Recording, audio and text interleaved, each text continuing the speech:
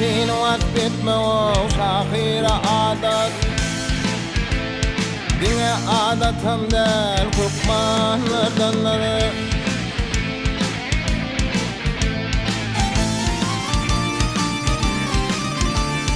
يلي سن وردن برافت يوقافت همغا قروان لردنر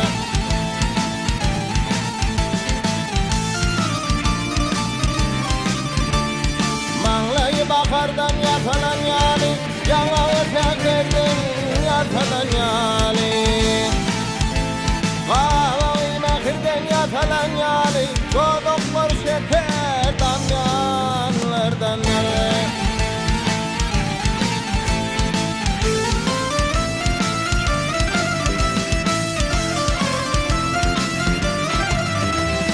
Ellerinin parmağı imetli bir tese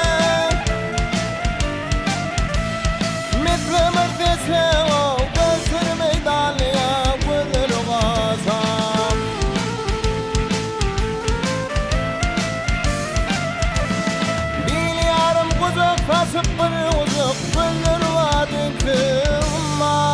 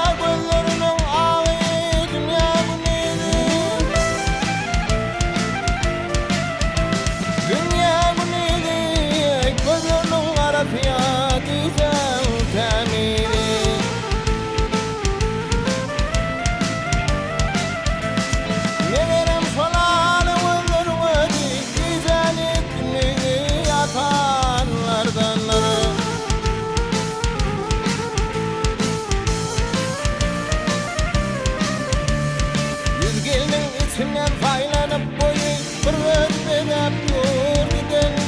bir toyu Gidemin ekramın akılın uyu şahir oğaklı hayranlardan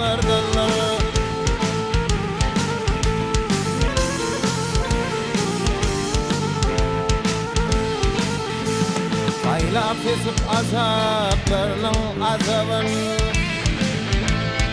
Hayfiyede bahşet tüken kutsuğun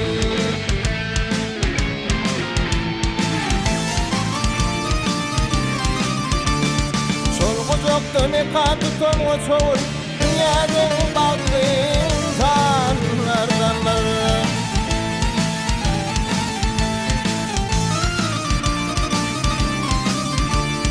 Solguzuktu mekat tutun uçuğun Dünyanın bağlı